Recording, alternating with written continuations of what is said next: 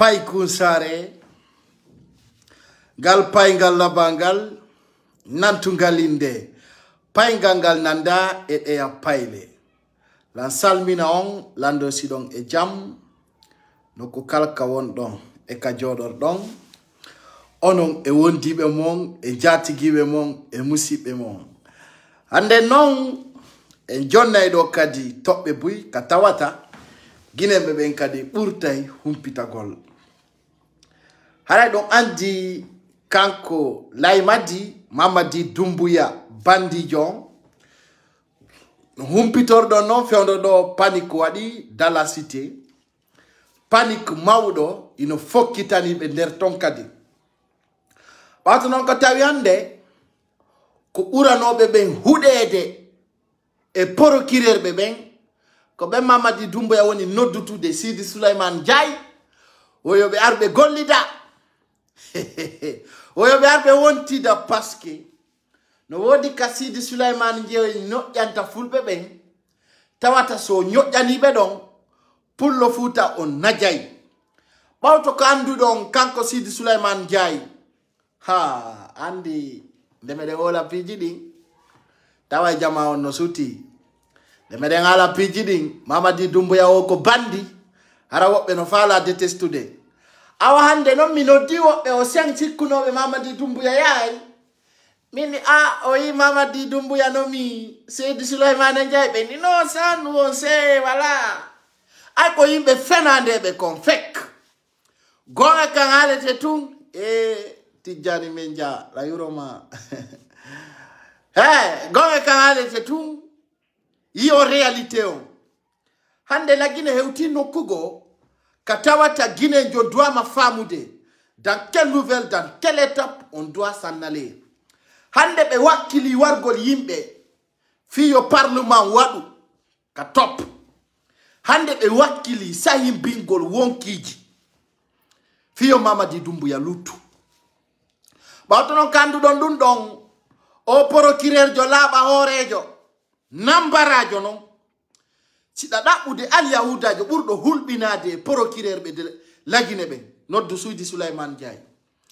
lagine fo no andi mo kono fulbe ben no anduri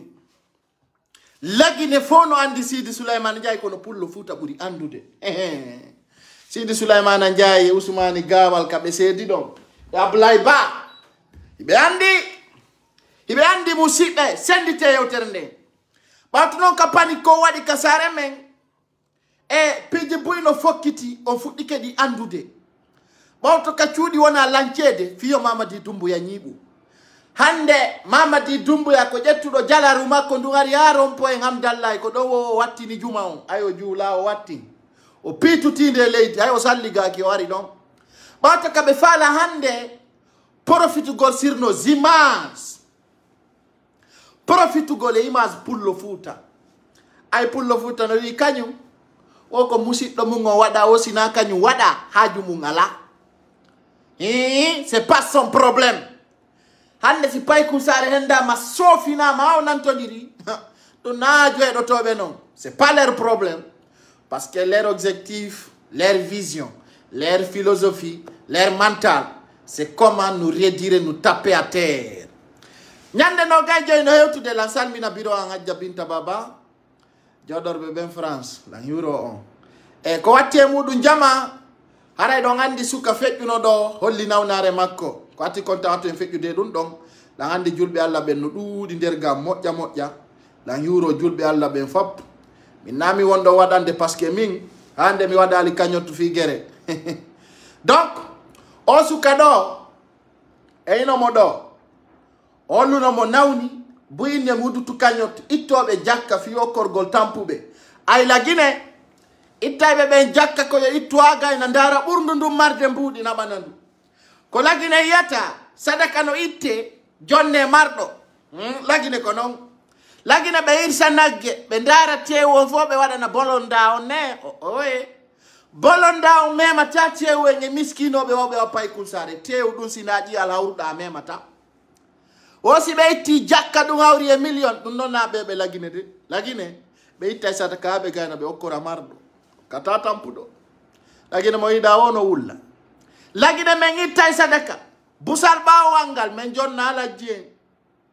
busal yeso wangal men jonna bappakari ha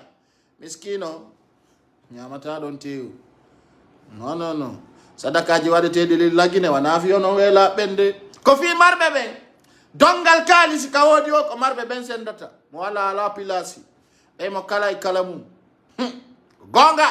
mi ara ittu gol jene songe tampere accu buttina no la way mi do diretto ça non way be jogiti comportement birdi quoi attendez s'il vous plaît abbe mi wadana be do message to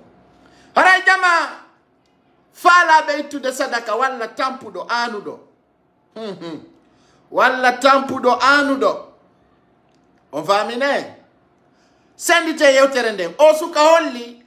wari ko étudiant fewndo on say o wonno jango l'école o jangi l'école o dogini taxi moto nyande gore mo taxi wal ari lubi mo kako moto personnel nabi mo kala butane acci mo ton dogi te faali si mayno e si wuruno kala ko wadi lagine ta juyine de e bawto dum musibe am haray o holli paykul sare walli to la fi Allah minni mo men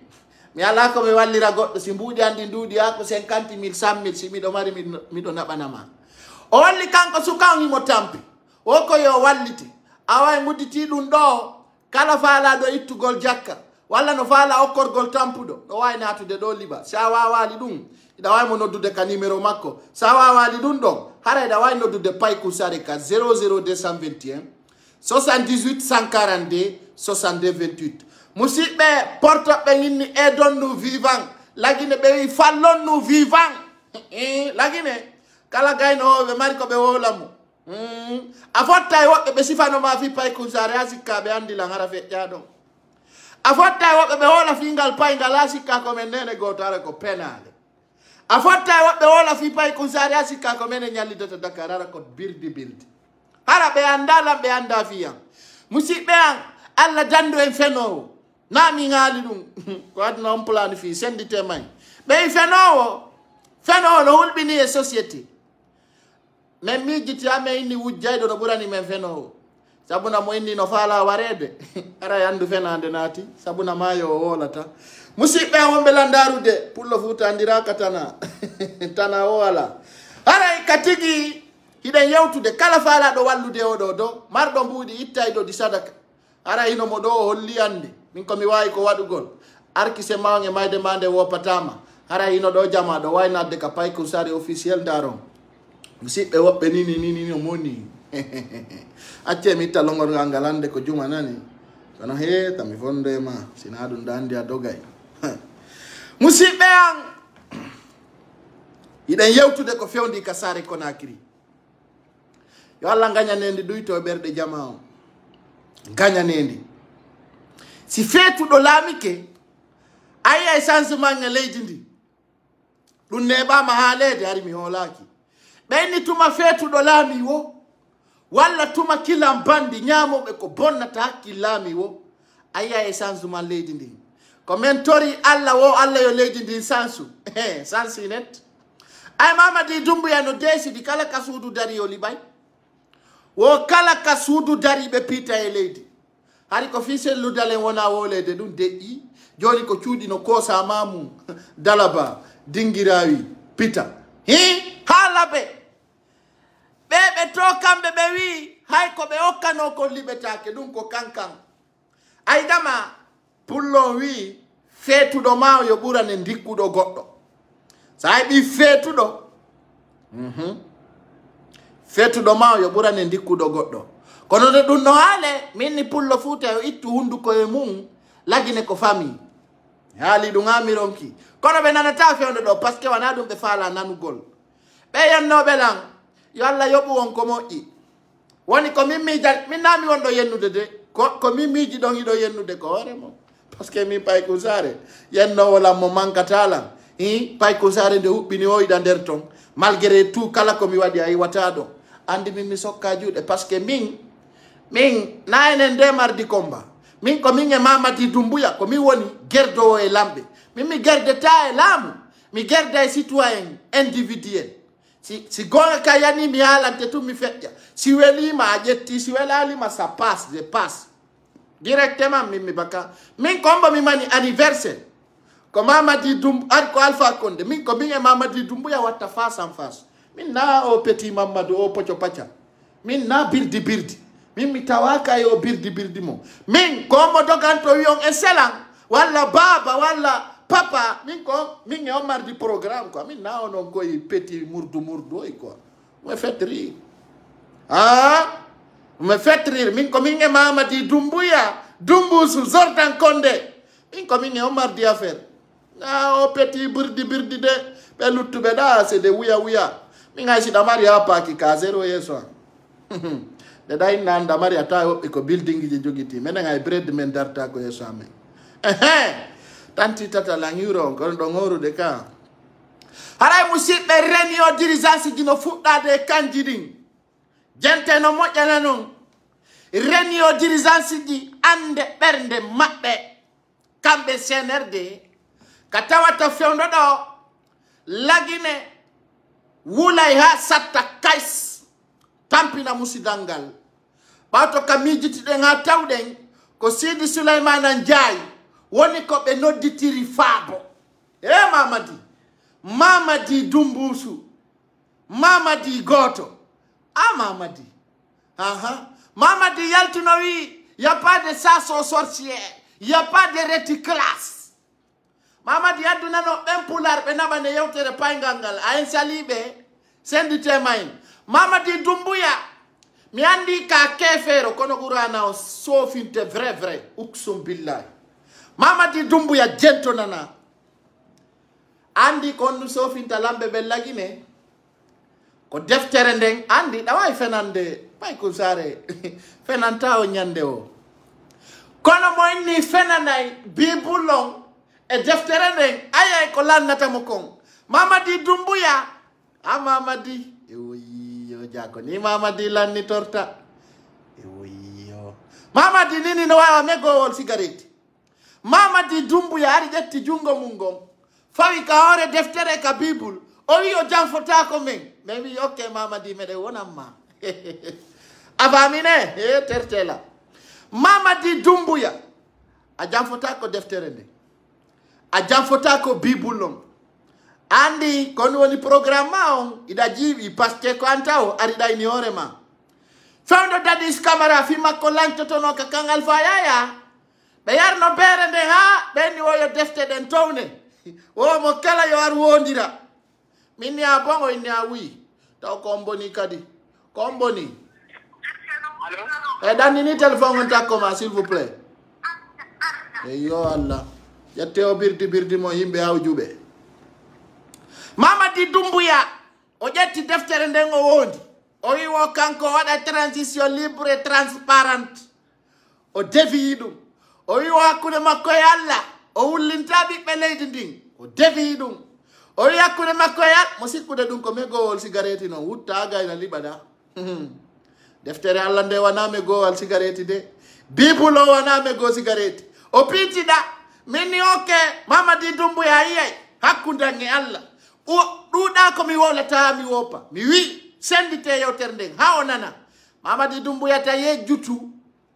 a wonduno wiwɗa hakkude ma e Allah a wondiri deftere nden a janfota ko ɓiɓɓe leydi hande ko non da wadde hande ko non e birdi natuɗa Mamadi Doumbouya wi wo hakkude makko e Allah wullinta ɓiɓɓe leydi hande hewtuma mum dara ko woni kon feƴƴude ha labbe a wola tumbe nana chasse aux sorcières ok ɗum ɗon ko piiji tun tawayɗi pay kusare misanayi on seeɗa ko andirto Mamadi Doumbouya o a janfoto Allah Mamadi Doumbouya meeɗa wallude lagine hay hunde hay fuu sina lorra o ɓeydan en lorra merde o ɓeydi discussion penale senditema e o andi o page ɗo o yiɓe atakimo o fita visibilité waɗu min mi accaka min pay kusare ko naturel ko Allah waɗi ko goɗɗo ittata ɗum chaque 21 heures si suumama chaque 20 heures ɓere mi sorka o ñama ko vrai on wawata darnude ko Allah waɗi kon ɗum ko ñande o sowndo o e sayiji ɗin fof ñande o e ñande bimbi e kikiɗe jemma e ñalorma mi yaɓata mi sikkata mi ronkata sina mi nawnu mi waali ɗum le no woɗɗodiri an ko mi suka kecco mi baka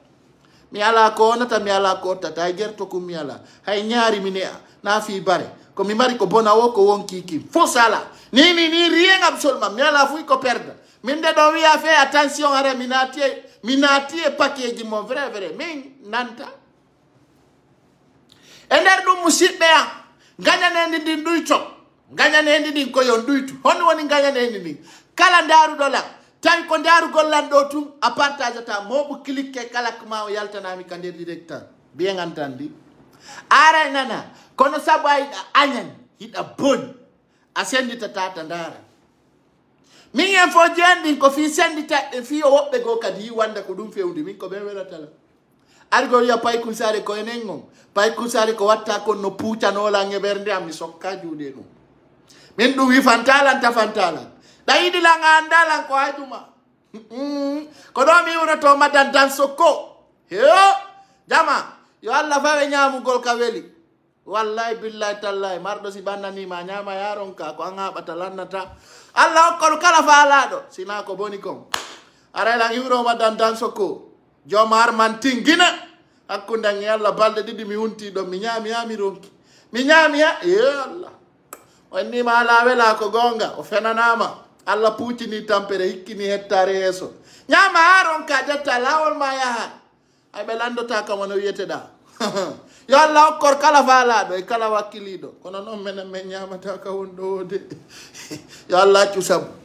hala musibbe min pay kusare mo wada ni lamburila mo wada na lamburala ko dum mi dogata ba way goto mi do way wa horea ko do misal min takaramo ko Mamadou Winda Jabo telentelimile aray be holli day jama on no yaade moƴƴina compte ji Facebook ko inde mabbe nabara yimbe message inda yo nabu muudi be wada non tigi sadaka nagge baali karamo ko Mamadou o be tawa ko yon birdi nani be holli jama on kala gettudo mbuudi nabi e inde mabbe wana kambe yewti aray do aitani hore ma sadaka hadi kubiya ida jetti fima ida wela mi fi Allah amari manti wobbe no mari ala nako wobbe hekkata ko wiya no mari sabuna wokkorali maburama okay musibbe sendite may nani yewtere nde ni bay tu woni wonde payngal ngal si nyami yaari surtout kayuri do ngande ara no welti hara no posi send to mine ha min jama business tampu ko woy ko nun ala tun kala ka hebuda gollo har ka yida mo hudo tappo billahi wallahi talla yaltimo ayebuda gardien tanyande o nyande ko enugol billahi wallahi talla je au nom de Dieu yo yaltu ka société ma o perdinte kala ka yida pigi tati kadla do sini yabi masida fala terto sai bi gollo nyande wari o ko enugol billahi wallahi talla c'est l'embouteillage c'est monté c'est ci c'est ça ino mo dehors dans ton société o perdinte sa jombi goddo nyande fini weti o mo wulla papa kari mama manque papa manque ma petite sœur ino yo furkan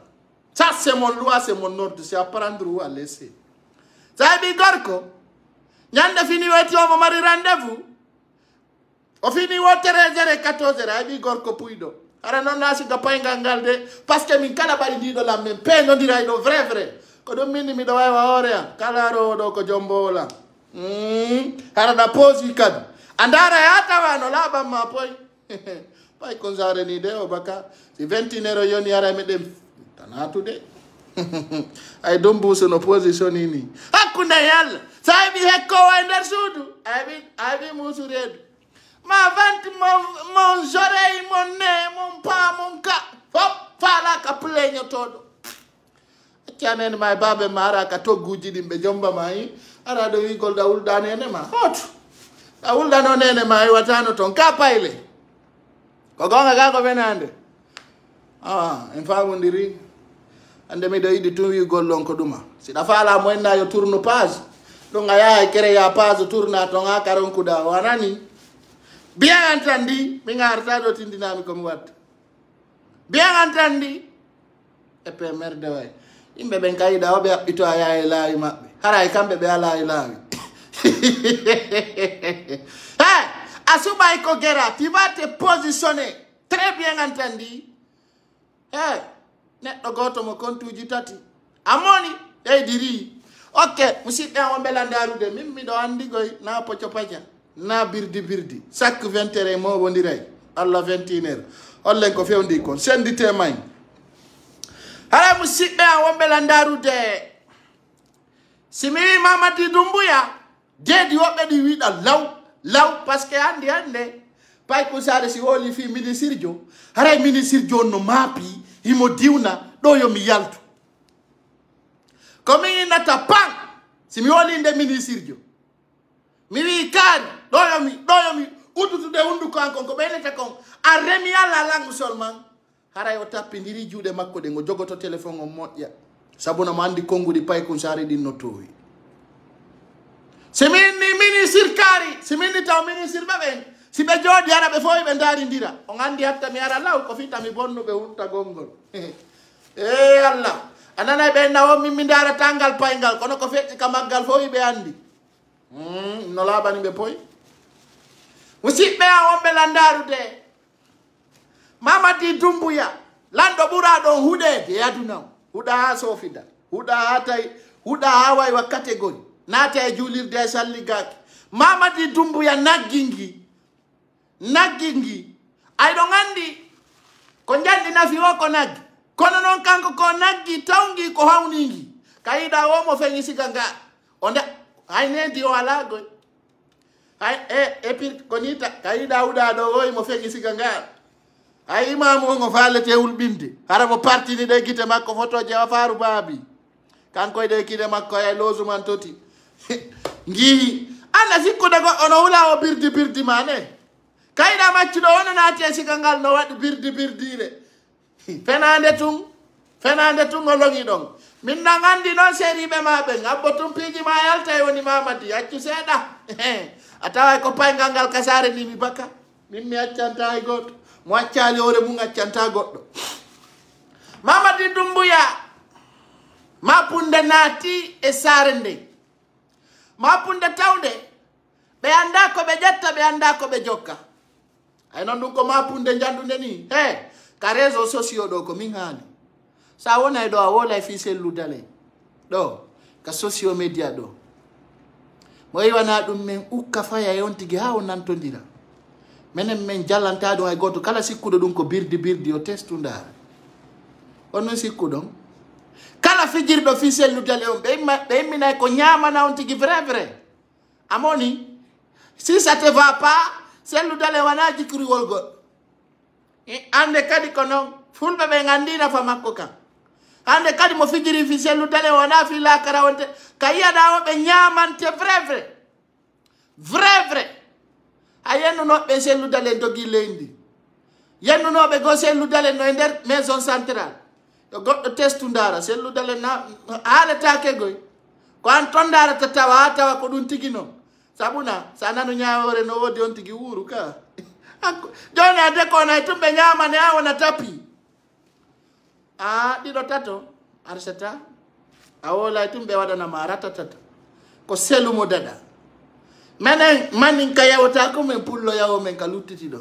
sa testi anda laguide ko démocratie kono ko sengo woto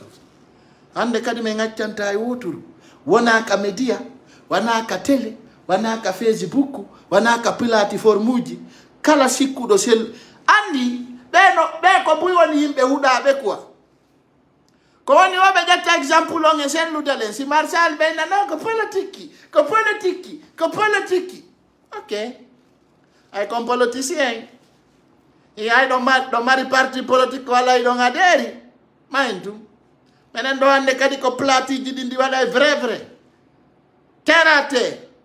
mo yi ɗum ko metti ɗum ko haaju mum ko an andi to ma ɗum bemma no ɗon ɗawa yanande bemma o gerda e gore bemmo o gerda e payle ɗe ɗum lannay woni sare Conakry nden hande kadi sa wola e fi selludalen a calculay sa suɓali ko wola anda selludalen na gorejo ma ɓe ñamante de ɓe ñamante ha wona vrai ɓe ñamanama ha tawa an tigi yalta en na ɓe ñamana e lannami tawa ko ɗum on to ɓe makka e jama pullo futana do a herdude fenande ɓe vrai herjaɓeɗa e andi wattina kadi ok siɓɓe an o beela ndarude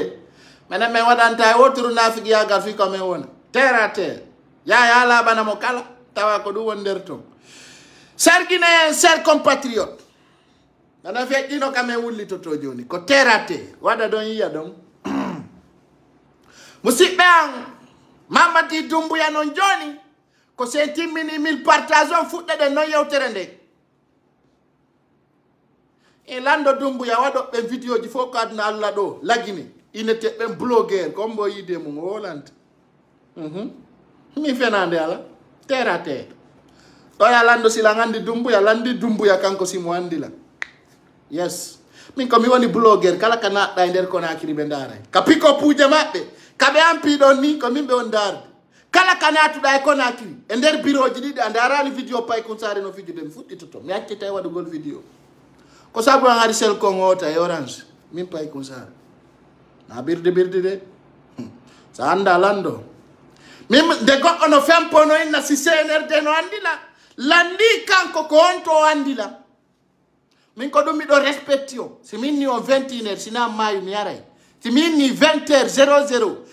la respection onon be abonné be hande 21h yonali suma on depuis o dari mi ronko hewtude ka bien entendu si min ni on 20h00 20h00 ka wontirda wata pay ko sare jappini neddo on so teddinte o respecta leer ma on tawa no teddini pay ko sare wala sama kala pay nganga respecti sariya on sendi temay mi wonna ko fendi ko 1000 partage musibe lagine do CNRD on ngadi ngas ngadi a joni sa tippike ka aéroport aya avion won koy ton koy dumbuya fuddike ko yeytude o chauffeur jo do non no gondini Allah honno chauffeur jo yaadu labe inete do Mansour Bari o ci 130 millions kala gine satti do ni o jonniti Allah wadi barki o chauffeur jo no sendo ma yo Mansour Bari hocci 130 millions jonniti do ngewobe wadobe do bayanaji si be ngocci di mbuli anana inde majji Mansour Bari Allah jonnuma an kisama on kajungo ila mi ton kado dantamen dewi kadna do Allah tipota ko ya ko ngal yarata Allah inatama ko ngal jawata sai kari moƴƴini passeport moƴƴini carte d'identité landike visa ɗaɓɓi compte bancaire Allah tippini arkise Mansour Bari haka jungo makko hocci 130 millions ngo jonni teppida julɗe ɗi e Mansour Bari lagine ka satti ɗo hocca 130 millions waɗa keleng ɓe yaltinimo ay ka télé mi woɓɓe no huɗamo kuddi bini miɗo andi woɓɓe no waɗa bayanaji lagine fewde ɗo si ɓe ngocci hay ɓe paygoy si ɓe hocci si ɓe jonnita ko mbiwɗaɗo jontata surtout man Allah jonnima ɗo 130 millions ayna yarkise ma on Allah jonnitimamo woldirane gonga nani Allah ƴetti arkise Mansour o jonnimo haka jungo jonniti oyo kanko falaka Mansour Bari Mansour mi daruma mi dari tolokke maw minni ko siga ma wawi wadde ɗum tamina kadna on fewndi ɗo en fo ko en julɓe kono baba Mansour Allah ƴetta arkise ma on jonnama ka takkoma kere Mansour no ngata kollun ni Mansour Allah ƴetta arkise ma on jonnama ka jungo ma ya falaka ka Mansour a ɓoylay jande Mansour a yiltidiray wala ngaron ka Mansour a wona e chauffeur nayni ɗamon Mansour o gacca yakke woɓɓe no juude loto woɓɓe no juude Guinea Games Mansour hocca keleng 300 millions o 130 millions Mansour jonniti Mansour baba eppi Mansour ɗa julɗi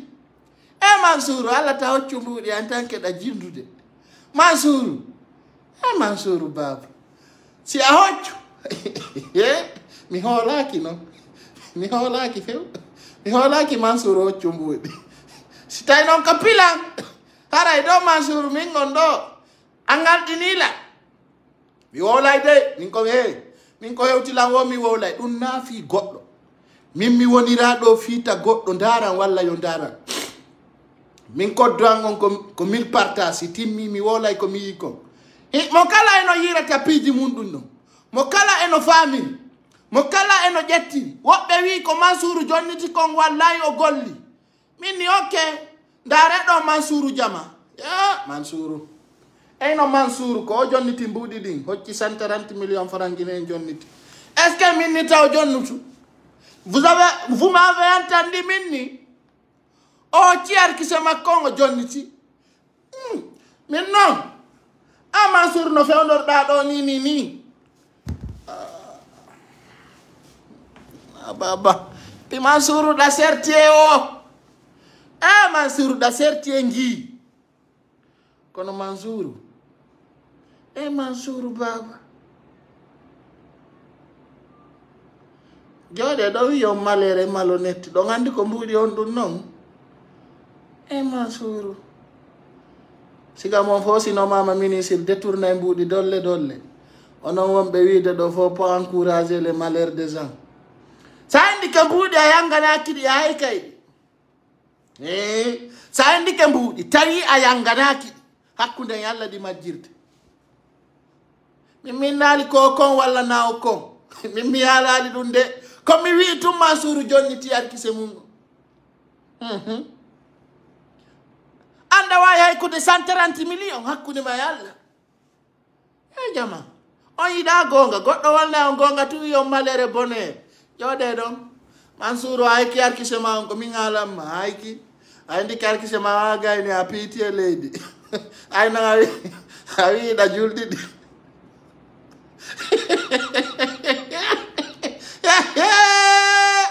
allahu rabbi eyno Mansour baba Mansour ok très bien Mansour woɓe weltanike ma woka pay ko neyi kun wawaɗe payle wo Mansour a needima ndin no marsude hino moƴƴi Mansour ko paygal margal needi Mansour Mansour min ay mi heɓi ɓiɗɗo mi innatamo Mansour mi desidi min ay babe an siko Mansour inneteno min mi innitirta min ñande ɓiɗɗo an gorejo makko piimo ñamta ko amin surtout no so hocci waɗo ɗi mbuɗɗo ronki wadde procès ara ko sofero gollata wallahi mbaran say mo kuura Mansour hande hakkenna ko moƴƴanaɗa hay mayɗa ñolata min on noon min Allah sendilayi men ɗin ni ñas faala kam mbuuɗi hoccaɗi ko gonga ma Mansour no sendu mayde payle woɓɓe no yennude men hay ɓe anda ko min woni heɓude ko min ala heɓude ndara jama fi Mansour ok très bien ɓe yimɓe laɓe no julɗiɗi ha jana ko to sellutun julɗiɗi nani hakkundange Allah jama ono julɗiɗi laɓe ha voilà ser guinéen ser compatriote senditema hen taw wulla Mansour de Mansour wulla fi mum musidɓe on wonɓe landarude e garde noon e toɓɓe jandude ɗen ka Saare Conakry baba Allah jonnata tori moɗayndudi on Mansour bari Allah rabbi duka jalay bane il n'a pas comme hakkude Allah mi Mansour jeri ɗum mi jali ha o gacca yakke mi jali ha mi daari dolokke Mansour o mi daari Mansour ɓeyi Mansour ko chauffeur indi Mansour o no julɗiɗi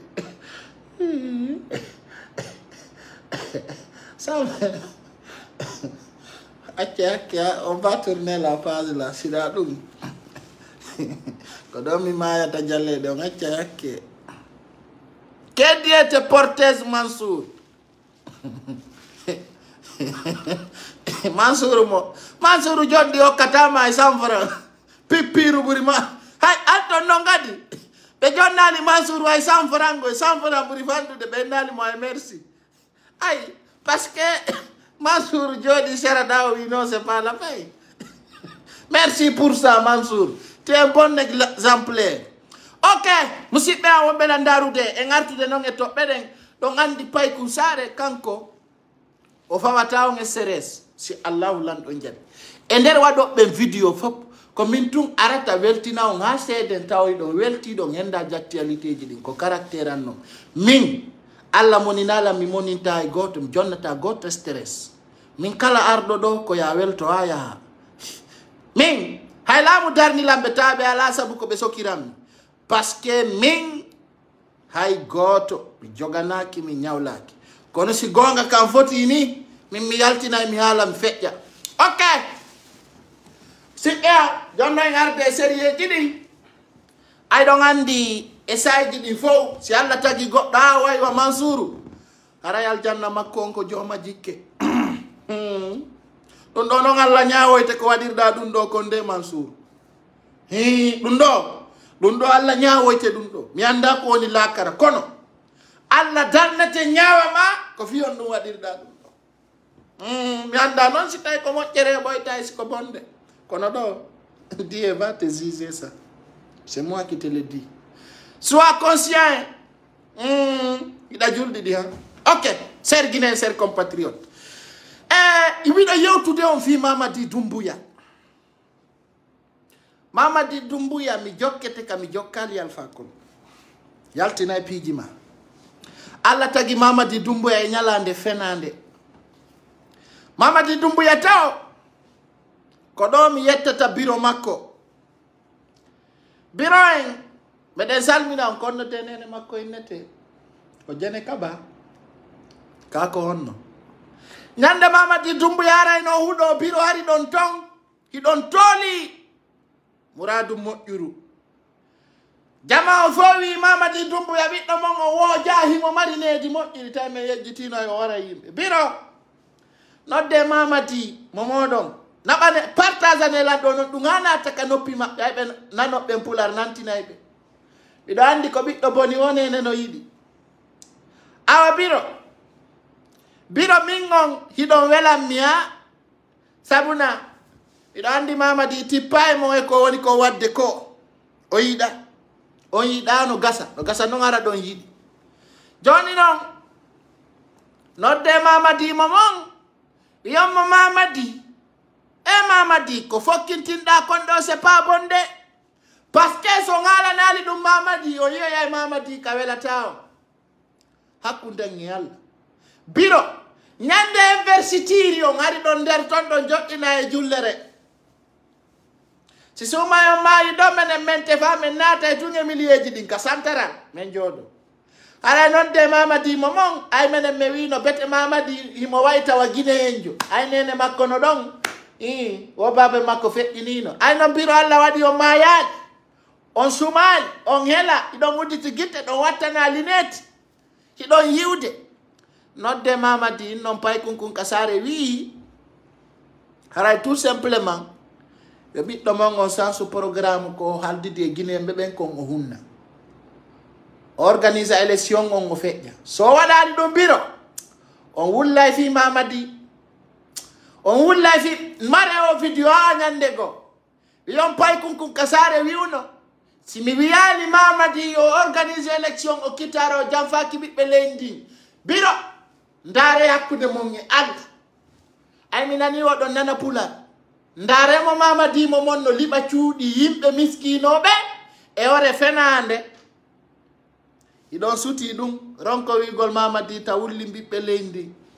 Mamady ta luɓan goɗɗo suudu e suumaye Mamady ta okku goɗɗo 24 heures yo yaltu e suudu makko ala ɗum ka luwa ka windi Mamady yaccu on waɗa ɗum ka biro mais wino bete Alpha Condé wala nene wala baba biro nodde Mamady wi on o naati e lawol bongol so waɗali ɗum ha ndaare Mamady momon no addana men penale biro e rompo en bambe to mo andi fu so wata wal golɗo awa noddemo wiyonmo o heɓi kuddi mondi net ko huɗuɗonmo kon nangi jama depuis taga ɗon accituɗon hande o yi goɗɗo no hokka 24 heures fi yaltugol e hoɗo e leyɗe ɗen fof Mamady Doumbouya o hokkiɓe mamum ɓen 24 heures si ɓe yaltal to o muñciday ɓe cuuɗɗin biro nodde Mamadi yon ko wadi ko wana ko hani yo waccu so waccal dore ko yi don woko dum so yalti do don wullo ya e journal on natiye mon fils on na mon fils ha accede ko wari nene dadisi depuis nyande be nani dadisi fella may hore be immaki ni dale onon kadi nanon hakkeji dille si duudi tun juuray hakke si duudi juutata Mamadi Doumbouya lamu makko ngonko ko lanni si dum gasi Mamadi Doumbouya taw sen negro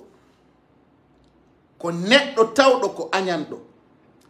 neddo raciste jo ça je le dis c'est un raciste so jetti wano ko sig Madina so jetti wano ko kas Madina fop andir ton taw jama ko yawre sa jetti kipe centrémeter fo be yeyti sinwa fewndo do ni fop be yeyti sinwa centrémeter fo be yeyti sinwa si dum gasi sa jetti hande kalum e nder korni so fop be yeyti libanais hande be ara be jetta eta si pulla be yeyta libanais e nder leydi ndi laggine no wadde anduɓe ɓen no andi ko clair et net si dum gasi Mamadi Doumbouya o sikki o waɗay ko Sékou Touré waɗi kon billahi marsata few sa inni a waɗay ko Sékou Touré waɗi kon wallahi marsata déjà andi marsata ko ɗum no woni faale ma on hande a aserni kala ko wiya ko politicien ka nder leydi lagine kala ɗaɓɓowo laamu si na nafigijo ma so kaymo ɗum ɗon lagine fof andi hande na pullo na soso na fore siye na landuma na kisi hande kala wiwɗo ko laamu woni ɗaɓɓude lagine ɓe ɗaɓɓay probléme ɓe fawa e hoore ma c'est clair Kasori Fofana ko wino ko laamu faala himo maison centrale luttuɓe ɗa ɓe fof woɓɓe ala hay papier ji timmuɗi fi ɗaɓɓugol laamu joni noon Mamadi Doumbouya no wadde ni réunion d'urgence hande ɗum ɗon feƴƴay ka nder palais ko min haali sansata kadi réunion d'urgence ko fokkintinni kon guinéɓe ɓen tenoyta ay discours gollata ɗum ɗo yo laaɓan on pos ko wiyete kon discours banal gollata ka leydi men Mamadi Doumbouya no arde waɗana on projet ji ɗi tawata ala kadi haɓɓi projet ji penale haylan andi hande fof no andi ko fewndi ko hande ko le 22 ko balɗe tati lutti ɗo yo lagine waɗane embargo discours mo Mamadi Doumbouya arata waɗugol on ko discours Sékou Touré mo innima lagine c'est un pays indépendant et souverain pay kusare wi ɓe fenay lagine wona indépendant wona souverain wona libéré on préfère la pauvreté on préfère la liberté dans la pauvreté Sékou Touré hu en tana ɓalejo Sékou Touré ko ɗon o janfi guine jon o wi on préfère la pauvreté la liberté on préfère la pauvreté dans la liberté kawali ɗum guine jon naji sabuna sayi guine jon o wi Conakry no ari no uddita hunduko mum e Côte d'Ivoire ndara ha ngalɗa ndara ha uddita waɗani hande aɗi Côte d'Ivoire a yaali iwruɗo Côte d'Ivoire yaali lagine o a yi laawi a yi tarawje ɓe wiwno kañum no wakkili colonisation yo Portugal ɗum Sénégal ɗo sa tippori ka aéroport goɗɗo wolantama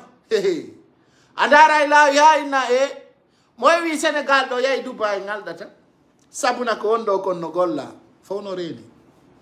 lagine no ngarɗo si dawoya par ce que ko ɓurɓe ɗo ɓeɓe darti nana ɓe wiya lagine ko indépendant ko souverain wo ay premiére dame libanais français on kañum kadi ko français hande sa andari meilleur ami ɓe Alpha Condé ɓe wo ko français konto lagine fokkiti hay nokku musidɓe an wonɓe landarde o sayi ɗo Mamadi Doumbouya o duɗɗike noon duɗɗande birki yana ɗon fusa ɗon Mamadi Doumbouya ese kon laaɓani on o échoui fewno ɗo ni Mamadi Doumbouya no arde ka juulirɗe ay ɗon andi wano jumaje ɗen fewdo ɗo so ari o tawa jama on no ton ayde mo ara o prévenata koyo arana fof no eji par ce que a yahi ɓe doga yay layi fuuɓe hande ay ɓe hewti ka julirde amdalle waka pew imamu on doga imamu on ko nangaɗo jogita pooɗa ɓe wiye ko lanɗo on ari heƴe imamu o wiye ay ɓe tippiketa ɓe fokkiti ka julirde imamu on nangi lawol ngol dogugol lande juuluɓe ɓen ka julirde amdallahi ɗo gamɓe mi hollam image ji imamu on ko nangaɗo pooɗi micro on waka pew o wartu ɓe wi ye kombo ari ɗo yo baba la ilaha illallah muhammad waka pew ɓe doga imamu on ko kaptaɗo darna aɓe nayi noon ko mamadi woni arde ɓe wiya on ɗon heƴa ka yaasi to ɓe yo heƴu ka yaasi ton o yika ka yaasi o juuli par ce que mo andi o salligaki kaka yaasi o dari mamadi dumboyana tawi juulirde par ce que mo andi ko wondi ko juulata ɗoni ka o dari ɗo o dari tun et puis ko andir ton ko fenandejo ko yiyatano juulare no tiiri o photoji ndemo juula jama wonde mo juula hara mo tiiri o photoji penala tun he o imamu ko darnaɓe ni ndare jaw ko andir ton ko manipulation ndare haji o hey ko manipulation tawɗo on no foori ko yiyatano juulare no tiiri o photoji ni goɗɗo no publie ɗo photo wi makko wono le président e toroye sile ka nder juulirde ka suudu allah yo wono même empiriya le président e sile minni la ilaha illallah muhammad rasulullah sallallahu alaihi wasallam no hawni ha pinkaje ɗen ha ka nder juulirde pinkaje ɗen ha ka nder juulirde imamu ganda ko duwi koye ɓe duwo ɓenna yo allah ɓe yaltuɗo ara hawrali e fayɓe ɓe hawni ha ala barke hay ka juulirde pinkaje ɗen no nder ton hey jama hey dare ɗo haji jawa ko andir ton o ala needi ndaare yeeso imamu on mo fangi linetiwal hey ndaare nani ndaare yeeso imamu on imo fami linetiwal woymo ka nder juulirde de ono tiiɗi yawre ono beɗɗi yawre ndaare he mo fangi linetiwal nga yeeso imamu on hey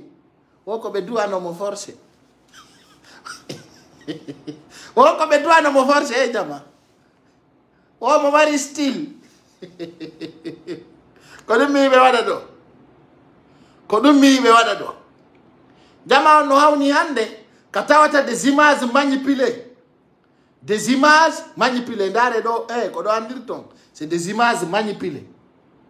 kono kon woni fi ɗum ɗo kamɓe juuluɓe ɗon ɓe anda ko mamadi dumboya woni waɗirde ɗum ɗo hande hiɗon duwa famude mamadi dumbuya no ɗaɓɓude image ji e hoore moɗon ka o wiya wara guineɓe ɓen wono wonanimo mamadi dumbuya siɗa wonana yalti waɗa ɓe maali ko wanno kon ko feƴƴi kon mamadi dumbuya kamen haɓɓatama ɗon a memminotako ɗon dumbusu a perdi he dumbusu a perdi de dumbusu ɗum ɗo wallatama de dumbusi ka populaire e nder capital Conakry ngal waɗi meeting ara andi ka populaire noddu meeting ndara yande dumbusi no wadde discours yo guineɓe ɓen noto ndara ko feƴƴata ko sa andi ɗa laami ko an woni président de la transition ɗa hooli wayti sûr de toi noddu meeting walla waɗa assemblée ka hore lawol ndara on suma anday si tawi guinejo no wonanma walla buusa ya hakkindiya on suma anday a taway ko clair na fenande a taway ko clair wana fenande a taway ko yo laaɓane pos laaɓiranamawa a bukku duuti wara woɓe communiqué wo le président Alpha Condé libéré. Le président Alpha Condé libéré annoncé une communiqué CNRD a publié. Ɗum ɗo no laaɓani jama o minen ɗum ɗo ngaldinamen ɗum fof ngaldinamen ko manipulation catastrophe parce que ande ibe ma piyata sediyawo o ñoƴƴamɓe ibe ma piyata sanction fawo e ore leydi ibe ma piya ko tawata fewndo ɗo ni ka fewndi ɗo le 25 ko sati konno laati Mamadi Doumbouya tite Trump liberuɗa Alpha Condé a liberamo ko landaɗa ko fixugol date durée de la transition c'est quand les élections dafa ala jango wi Alpha Condé mayi si dafa ala ina Alpha Condé accitama c'est pas notre problème comme wi ɗo le 25 ko balɗe tati lutti sa waɗali komi wi ko ayay ko men fawatama ko min ala ɗuɗu kagay sa waɗali ko men wi ko menen accoɓe ngala e Koro Condé si dafa ala ina acciti si dafa ala ina da jogi ay RPG aji maɓɓe ala e ɗum ɓeno kirɗi hiɗa jogiti Jani jogiti Damaro jogiti Damantangal Ber Camara jogiti Kassory Fofana ya acciti Alpha Condé da sikkude RPG ko kine ɗen yarirtane a taway ɓe ɗon ɓenoma ka ya libéro Alpha Condé ala immédiat sikkuɗa ko sama kala ɗum ɗon feƴƴi a wi wo a acciti ɗum ko ha juma séquence clair le 25 sa wolali durée de la transition fixe ɗon date on aya yambargo feƴƴay ɗon déjà an a respectata procédure ka fenowo kadi a wolay hunde waɗa hunde min jaɓata hande kadi min wolakima on n'a pas confiance en toi Mamadi Doumbouya kala ko gerɗa ɗo ko nati yaltata fous rien absolument ay noon a wi an bewre ma nden e jagguma ngun e fenade ma nden ko pullo Fuuta wonɗa hollude awa yalti noon Alpha Condé ka télé de naarugol ɗo wiya colonel Aminata communauté nationale et internationale minen min haccakay ɗum koyon yaltin Alpha Condé en personne o wiya o libérama kana ɗon sikkude ɗe penale mon no marsa hey ɓe no jooɗi no manipula hoore mum min faalaka hande wigol ko wiyete kum colonel Aminata ka ko commandant kine mum kani ha wayo baɓɓa et puis tawa yiɗande de kuwa fi siga ɗum sa heɓi debbo kuwa fiɗo ko ya watta hila e makko de ara hakkille ɗen no fanɗi ha o gacca no hakke onon ɓe kuwa fiɗe o yi kum ka hakkelne ko ɓe tawi horden no sofi kon ɓe tawi koɓe fembumo hay sukkundu ala nodde mo yon pay kusare wi o ala sukkundu ka hoore ko fen mbiɗo kanko colonel Aminata o dégradeur o bebinta o ɗum ko responsable porte parole CNRD jiidira bandi jiidira amin haala mago no landemo si tawi o beppina gaskoyre Allah accamɓe perrique bappa kareniyoji fof ɓe beppina perrique ka nder salon ji hara ɓe acciti gaskoyre nden mawɗo beppini fondete ngano yurmi kani ha way wa buɓɓa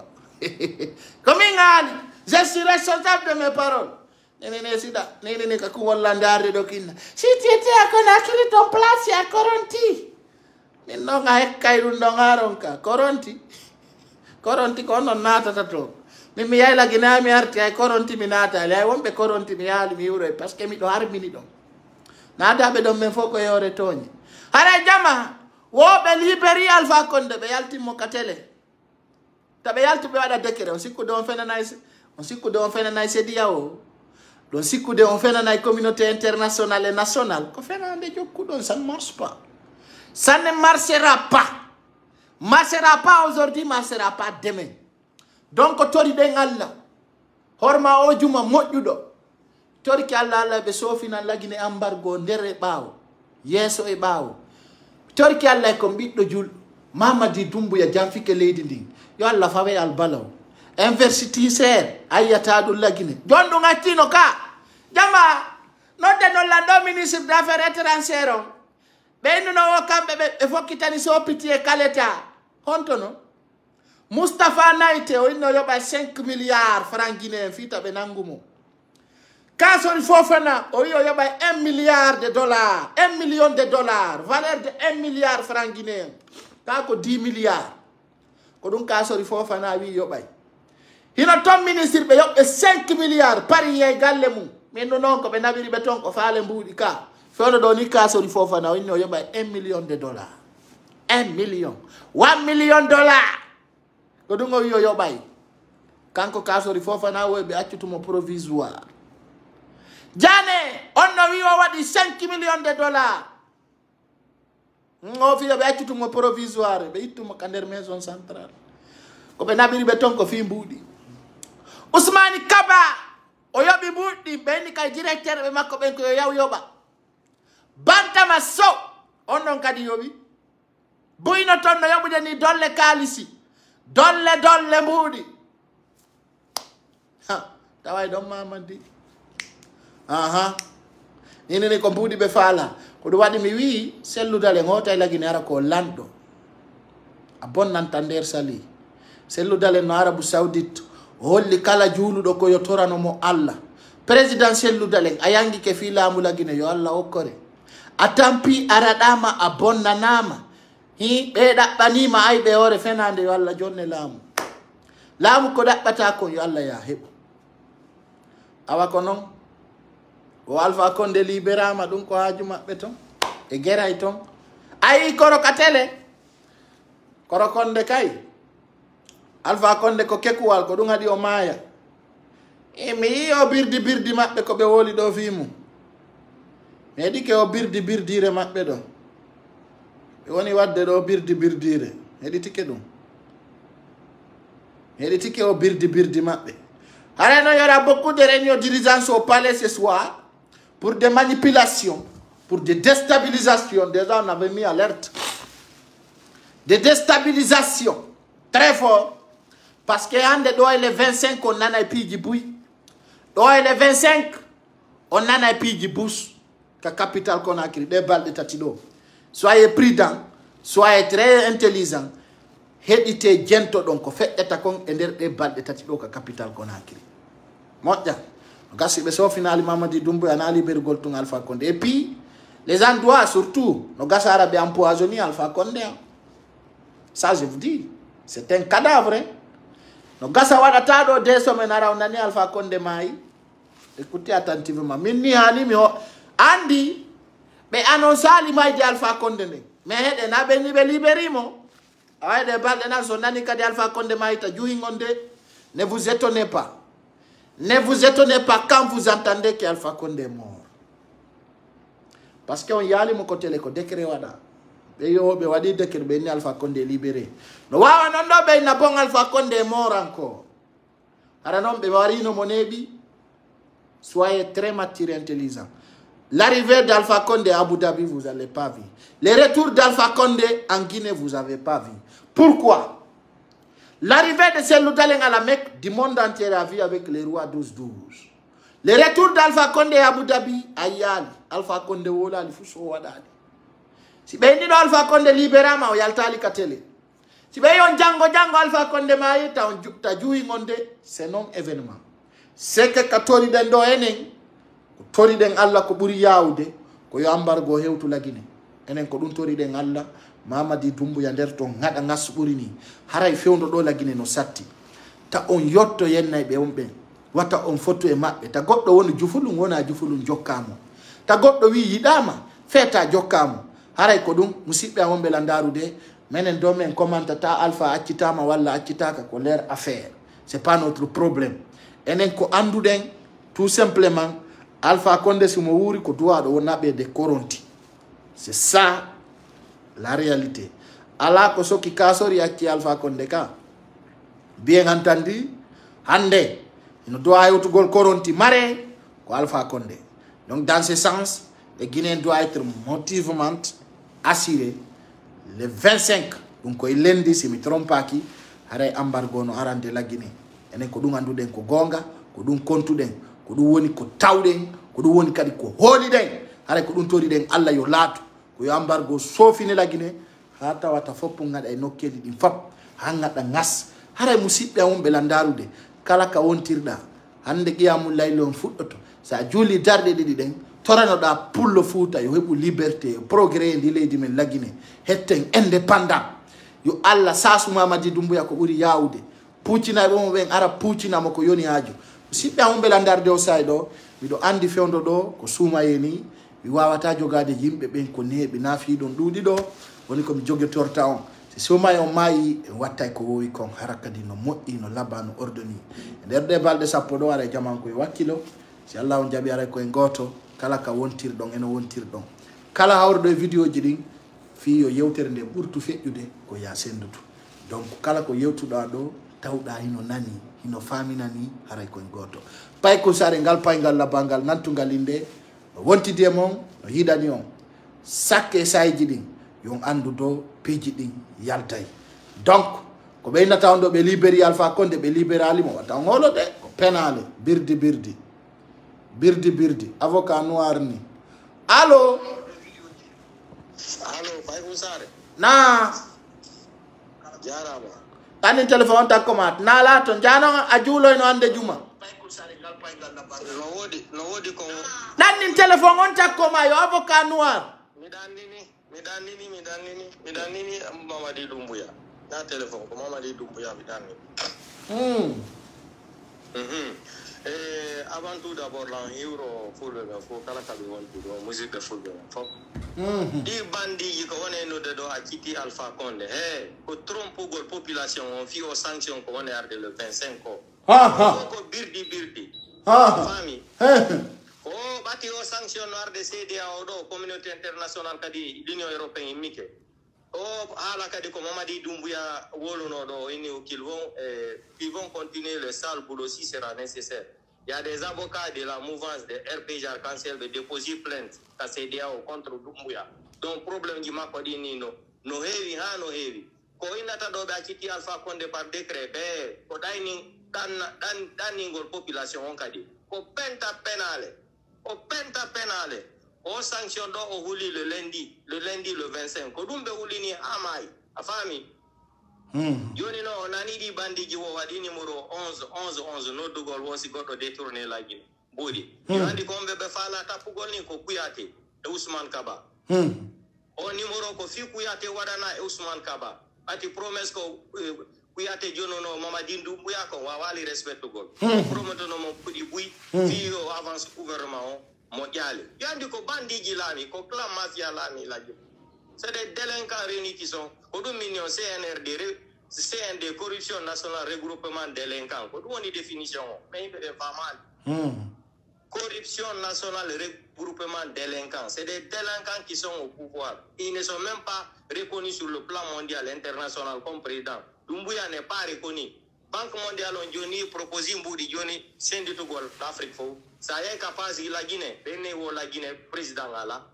et Jonathan Mboudi Gordo parce que Doumbouya n'a pas été élu afami les 100 millions de dollars là ko 1 milliard de dollars ko fala no Banque mondiale fala no jonno gol si y a un calice so yeuti la Guinée Conakry beni non et Jonathan la Guinée Mboudi parce qu'il y a pas un président qui a été élu là-bas sur les règles de la démocratie. Doumbouya, tout ce qu'il est en train de dire là pour dire qu'Alpha Condé est libre. Les RPGistes là, réveillez-vous. Doumbouya est en train de vous tromper. Vous êtes trop naïfs. Les RPGistes là, réveillez-vous consciencieusement. Alpha Condé n'existe plus en Guinée. Dites à Doumbouya de vous montrer Alpha Condé pendant 20 minutes vivant. Il parle. On l'amène à la RPG, il parle. Ou à la radio Espace, c'est Lamine Girassi. Ou il y a d'autres radios privées. On veut voir Alpha Condé. Arrêtez de parler. Les RPGistes là, Doumbouya avait vous tromper comme ça là. Comme il a la pression de la communauté internationale là, de libérer les Kassouri là. Avant-hier, il y a dit qu'il va commencer à libérer les Kassouri. On faut dire qu'il va libérer. Il faut qu'on esquisse. Au numéro 11 c'est pour berner la population. C'est pour récupérer une nouvelle la population est avec lui encore. C'est archi faux. C'est des arguments mentaux. C'est des vaillotocrates qui sont au pouvoir. Faut qu'on bandit. Alpha Condé n'existe. Si Alpha Condé vit depuis le 13 septembre, que Doumbouya nous montre Alpha Condé, c'est très simple, non? Et Alpha Condé est libre. Ça, c'est quelle chiennerie intellectuelle, ça? Ça, c'est des chienneries intellectuelles. Doumbouya, on t'a dit que tu es petit dans l'affaire de la Guinée. Mais tu vas comprendre. Après le mois de Karam, là, tu vas comprendre. Grève des enseignants, là, le 25, là, ça va commencer sur ça. C'est là-bas que ta malédiction va commencer. Jodi yaw le jamio, mini ful bebe fo, ender futa jalon fo. Kala sori bebe di la Guinée o yaw de kona galle ful bebe. Imme darodo ete kafa e kaje. Lanchombe ase kombe ade sekito. Tangulu bakamonto. ko ben mon ko ton iri futa jalo ado wayni lubaydo o leydi état gouvernement fo ko birdi sekindire sekebe abe sibe wari fullo goto waron sappo ta hulu wobe no jogi pinkare be ma be futa kadi jogi be secret joyre algurana o yette dum utilisons contre be kefero be do ko dum be walli toto jamao dari be no yawo pullo kila 1958 anjoni be no yawo entu dari be ko wata en kabe buyi wo ko emen arta de fito ondu woni o sauvageri yaga wa onde ne jodoto don inendu ko woni ko alla si sudu malo tuni ko alla inata ya fitundu si sudu magale mano tuni ko alla inata arfita gale ma kaida pulo ina alla ne ko Arabi Saudite be heba ko dun tun ko narida wa alla no jadi ter ko non tun andi alla Arabi Saudite heba don abuida pulo ono jogi jikiro no wala tun fi pulo yo andi fi alla buri fo ter to dun sigodo anyima ko ya hollumo ina do stop trop c'est trop et outil à la fin on va mi kodumi fala no halangol Alpha Condé n'est pas libre. Alpha Condé c'est faux, c'est pour embrouiller la population guinéenne. Doumbouya il est assis sur le fait il ne dort même pas. C'est un délinquant, un vanipier, un malhonnête, un inconscient. Voilà. Ok, merci avocat. Il pense que la politique c'est la taille. Mais voilà, il est prêt. Laissons le temps faire son temps en temps. Comme il ne comprend pas français, il va comprendre un jour. Un délinquant, un vanipier comme ça, là, il ne veut décréer Alpha Condé est libre. Alpha Condé est libre. Montre-nous son visage. Montre-nous. Physique d'Alpha Condé, il parle. Tu nous prends comme des bêtes. Un inconscient comme ça. Tu penses que comme tu n'as pas été à l'école, là, tout le monde est ignorant comme toi. Tu penses qu'on peut nous tromper en plein 21e siècle où il y a l'Internet, il y a tout. On ne peut pas tromper les Guinéens. Ça, c'était avant. Et puis, au problème donc, il faut attirer les partis politiques à la Guinée. Contre ces loudalens, contre ces loudalens, contre foule bébé, et qui t'ont kangonga sous ces wall. La Guinée c'est contre les Peuls. C'est pas ces loudalens. Ces loudalens n'ont rien à voir dans ça. Ils sont contre la race Peul. Depuis 1958, en Joni Kodun Joké, ils m'ont d'aro de Hika, Mayo bébé Maya, et Todon de Water. Punto et basta. Avami, punto et basta. Nafi président Seloudalen, c'est archi faux, c'est contre les Peuls, l'ethnie Peul. L'ethnie Peul, c'est contre l'ethnie Peul. Je le dis à qui veut l'entendre. Et j'assume ce que j'ai dit là. Les gens là sont contre l'ethnie Peul. C'est pas daté d'aujourd'hui. C'est pire autant de Sékou Touré, famille. Voilà. Malgré que Sékou Touré était un grand criminologue, mais il tuait les Malingués, il tuait les Soussous, il tuait les forestiers. Mais la majorité des gens qu'il tuait là, les Bari Diawal et les autres là, pour 8 novembre là, ils étaient tous des Peuls. La majorité c'était Peuls. Voilà. Hanjoni Kodun Jokien, Immoden Daroden, Kala population Mamou, Dalaba, Labe, Sidari Nugolbe, Yalteka, Geneson Yalta, one of Pai tell me le Conquadon. E Yalta de Ukiba, Ibe Ukabekaje, Pig Mobeke Takafa, Sopin de Rehaso Pito, Oya Juni Sibachata. On y connaît woli ko hande kankanka aussi be Doumbouya oni Doumbouya na présidence Doumbouya no mari décret Alpha Condé Sékou Touré et Lansana Conté Kawindu no wodi les terrains là étaient domaine de l'état là ils n'ont qu'à mener les décrets là ils vont battre les libachudi den kanka na dum woli ha na dum woli ko fi on dacia be lidi galle selu dalen dum be woli ko politique Doumbouya regrette aujourd'hui si on do lidi galle selu de minnion ko alla wadata wono moƴƴi deux fois ko de galle selu dalen libako ko dum alla wadi selu dalen hetto laamu hetta hoore mun joni hetta ngu laamu wala ni on dum hande so fala winde maron hande da ton signe ko dum mi fala no wala golla yoro fo. Ok, merci avocat. Voilà musidɓe han ala nebude ɗo sumaye on aɗon andi ko balɗe sappo sakkitore den ni et on vous souhaite une excellente soirée. Soyez courageux. ɓe innata on ɗo Alpha Condé no accita no waɗitiri ni ɗum fof ko penale. Je vous embarrasse. Au revoir.